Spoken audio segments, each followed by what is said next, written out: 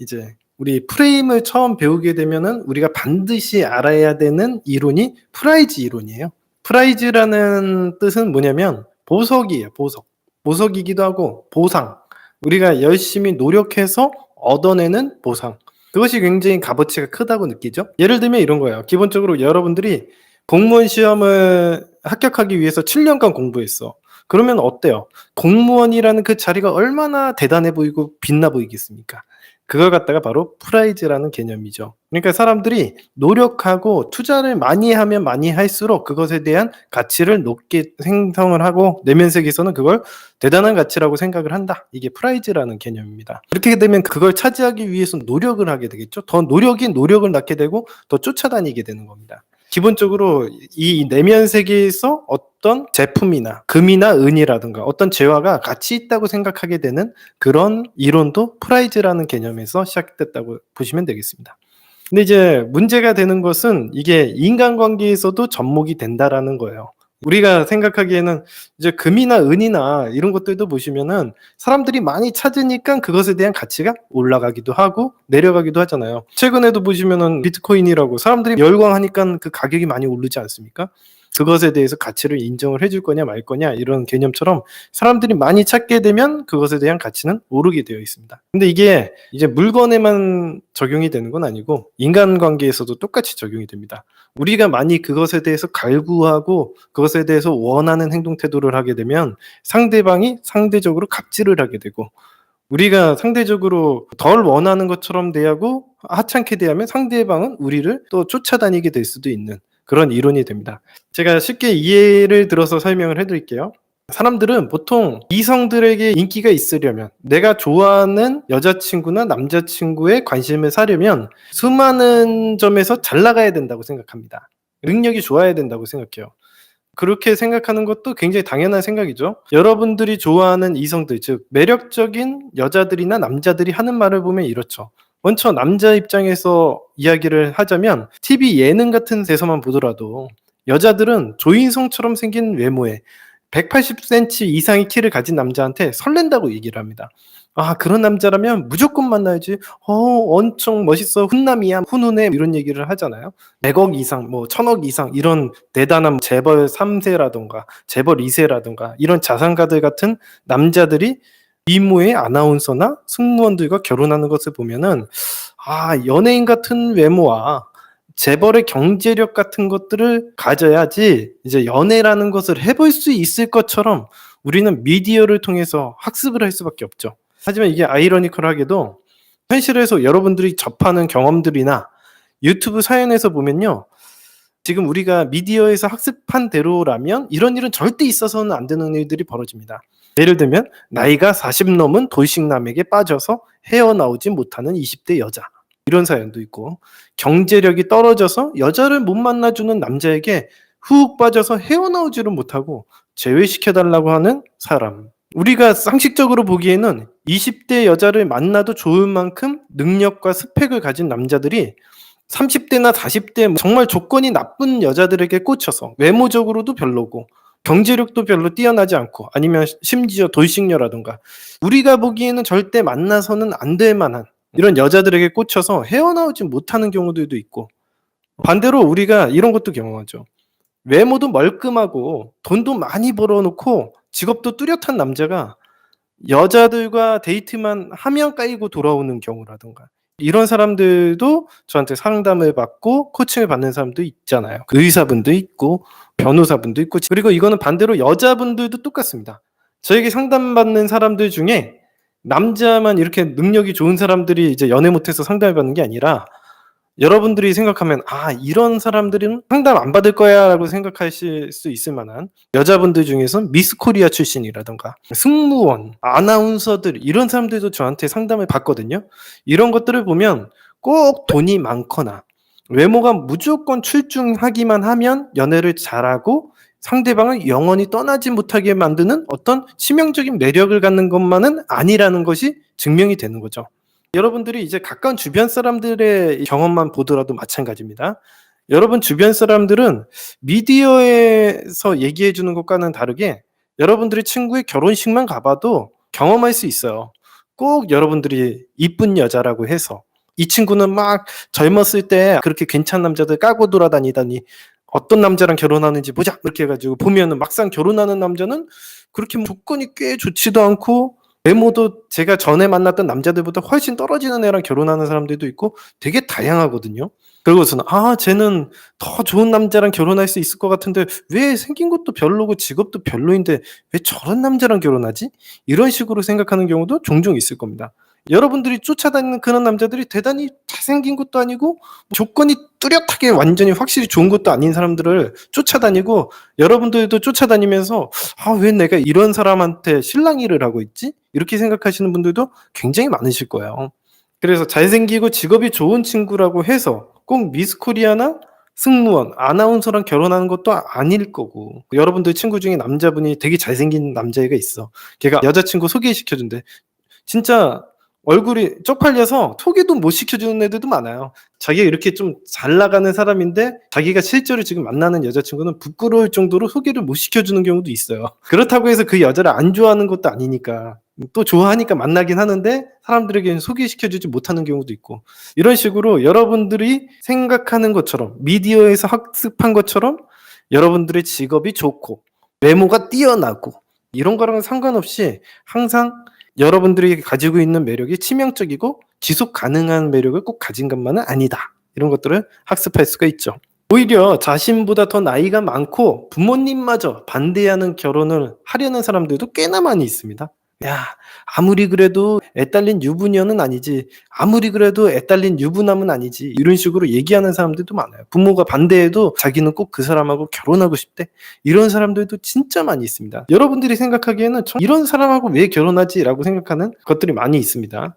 즉 여러분들이 미디어로 접하여 교육받는 것과는 다르게 여러분들의 내면 세계 안에서는 상대방 이성에 끌릴 만한 요소들은 다르게 작용하고 있다라는 걸 이번 시간을 통해서 배우셔야 됩니다. 여러분들은 미디어를 통해서 지금까지 경제력을 키우고 외모를 관리하고 뭐 이런 것들이 상대방에게 끌린다라고 생각했는데 그런 것들이 다 갖춰진 상태도 실제로 이 현실 세계에서 만나는 걸 보면 그런 것과는 별로 관계가 없더라 이겁니다. 꼭 그게 반드시 필수적으로 작용한다고 보기에는 힘들더라 이겁니다. 기본적인 인간의 내면 세계의 원리를 알게 되면 어떻게 해야 상대방이 나를 좋아하게 만들고 쫓아다니게 만들 수 있는지에 대해서 이해하시게 될 겁니다. 그래서 첫 번째 원리를 배워보도록 하겠습니다. 여러분 주변 친구들이 여자친구나 남자친구를 사귀는 과정을 한번 보십시오. 그런 간접 경험이 전혀 없다라면 미루코의 생존연애에 올라오는 리얼한 사연들을 보시면 도움이 될 것입니다.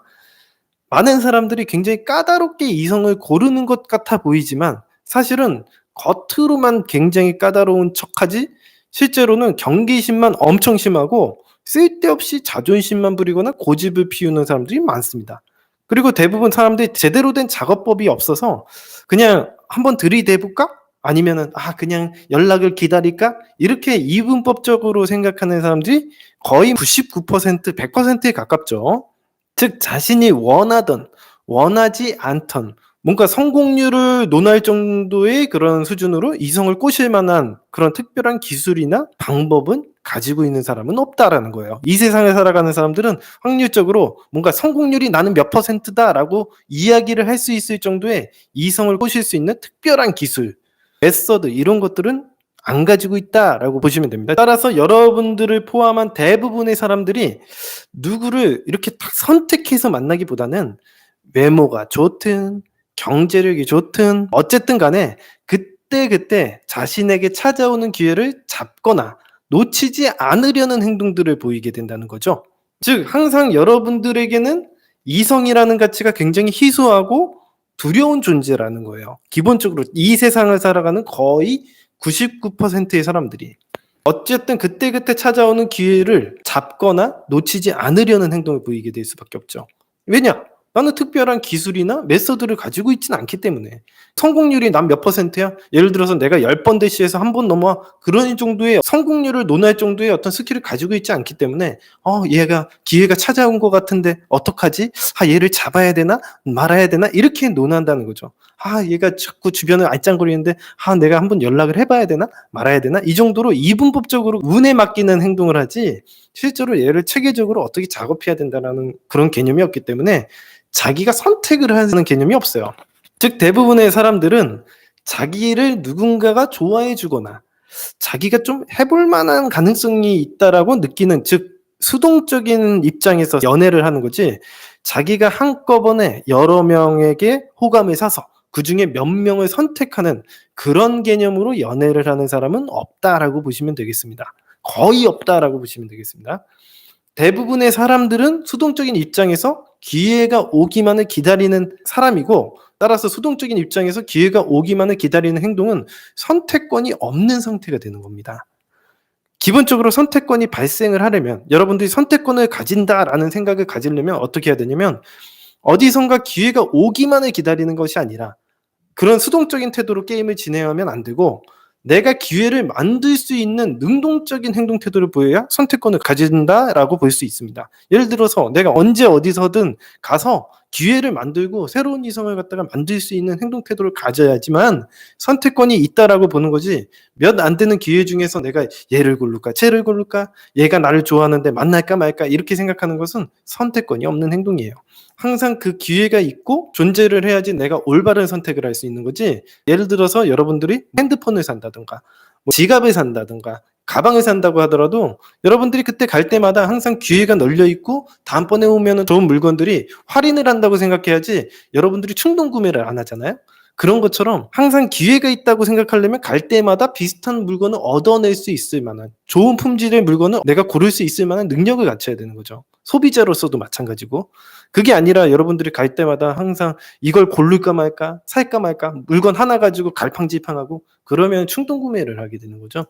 그리고 나중에 가서 후회를 하는 행동을 보이는 겁니다. 이게 즉 선택권이 없는 행동 태도라고 볼 수 있죠. 대부분의 사람들은 이런 작업법들을 학교에서 가르쳐주지 않기 때문에 대부분 선택권을 가지는 행동 태도를 보일 수가 없습니다. 기본적으로 지금 제가 얘기해 드리는 소비의 패턴을 보더라도 똑같은 얘기지만, 인간을 선택한다라는 개념은 애초에 사람들이 가지지를 않아요. 애초에부터 그렇게 학교에서 가르쳐 주지도 않고 그런 방법도 모릅니다. 따라서 대부분의 사람들은 수동적이다라고 보시면 되겠습니다.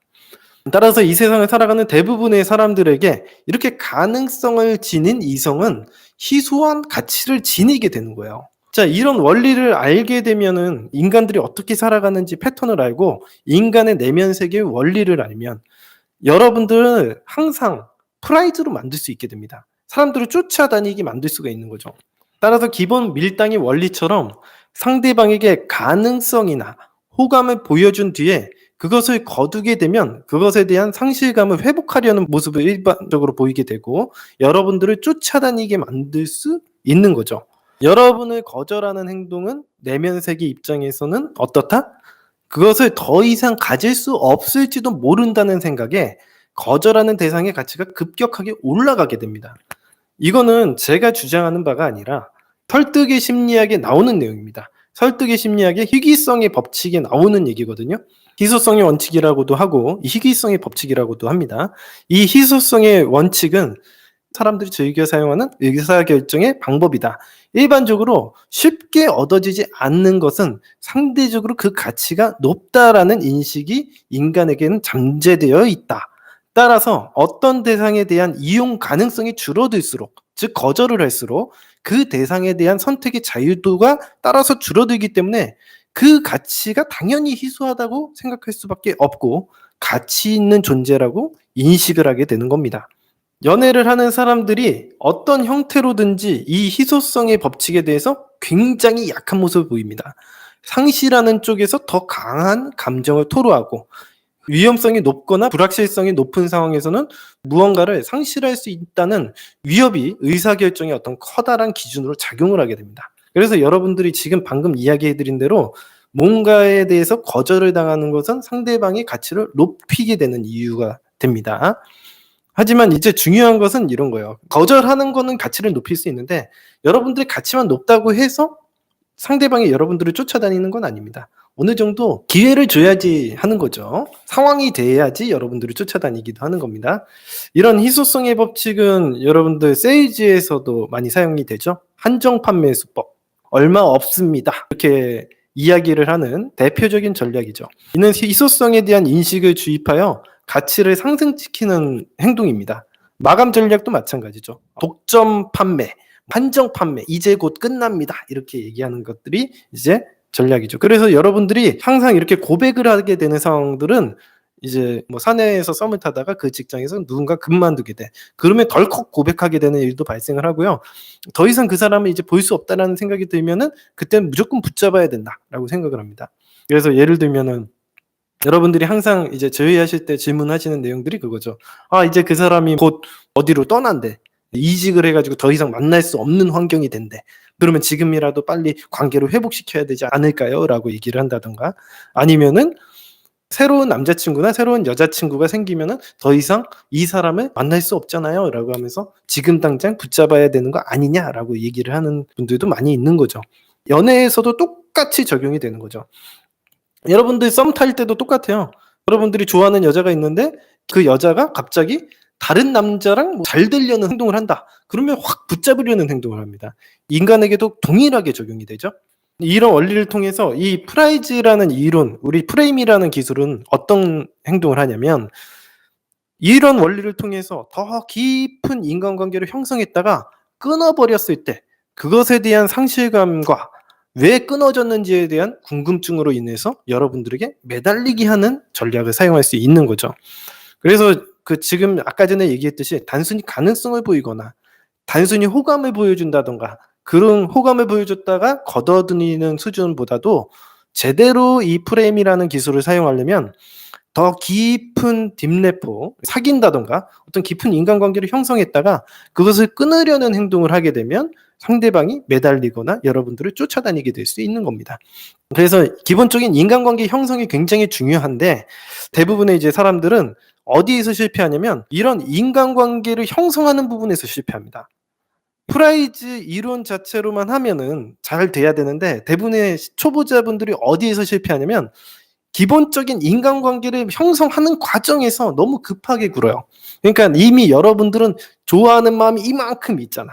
그러다 보니까 급하게 굽니다. 상대방이 떠나려고 한다고 생각하거나 지금 당장 뭘 해야 된다고 생각하거나 그래서 기다리지 않고요. 지금 당장 뭘 하려고 하는 행동 때문에 다 망쳐버리는 거예요. 일단은 기본적으로 오늘 첫 번째 알려드린 거는 선택권의 원리. 여러분들이 지금 이 희소성의 원리를 통해서 여러분들이 선택할 수 있는 수동적으로 기다리는 입장이 아니라 제가 여태까지 알려드린 대로 선택할 수 있는 상황을 만드는 것. 여러분들이 인간관계를 회복하는 방법 이런 것들은 제가 스타터에서도 차근차근히 알려드렸겠지만 제가 꾸준히 이런 방법에 대해서는 알려드리도록 하겠습니다. 스페셜리티를 부여하지 않고 일반적으로 인간관계라는 걸 먼저 차근차근히 한 단계 한 단계 형성을 해나가는 게 너무 중요한데 대부분의 사람들은 마음이 급해. 그래서 이런 차근차근 이 인간관계를 형성하지 않고 급하게 막 당장 꼬셔내려는 행동을 하다가 이런 기본적인 상황조차 만들 수 없습니다. 상대방을 끊어내려는 상황을 만들어야 되는데 끊어내는 상황을 만들 수가 없어. 왜냐하면 인간관계를 형성을 하지 못했기 때문에 끊어내는 것 자체가 불가능한 상황이 되는 거예요. 그러니까 본인이 열심히 쫓아다니면서 끊어내는 행동을 하는데 그럼 뭐 그거는 말도 안 되는 행동입니다. 얼마 전에 제가 상담해 드렸던 분 중에 고등학생분이 있었는데 그분이 이런 행동이에요. 전체적으로 여자분에게 스페셜리티를 부여하지 않고 친한 관계를 형성하고 깊은 인간관계를 형성하는 그런 행동은 전혀 안 해요. 그러니까 와이드 래퍼를 쌓는다든가 딥 래퍼를 쌓는다든가 그런 단계로 차근차근히 나아가는 그런 관계를 전혀 형성을 하지 않고 어떻게든 기술만 쓰려고 하시는 분들이 있었어요. 밀당만 하려고 하는 행동. 그러니까 여러분들이 마음이 너무 급해요. 좋아하는 마음이 너무 크다 보니까 당장에 뭘 하려는 행동이 인간관계를 망치게 되는 겁니다. 오늘은 선택권의 원리에 대해서 이야기해 드렸는데 두 번째, 세 번째 원리에 대해서는 다음 시간에 설명해 드리도록 하겠습니다.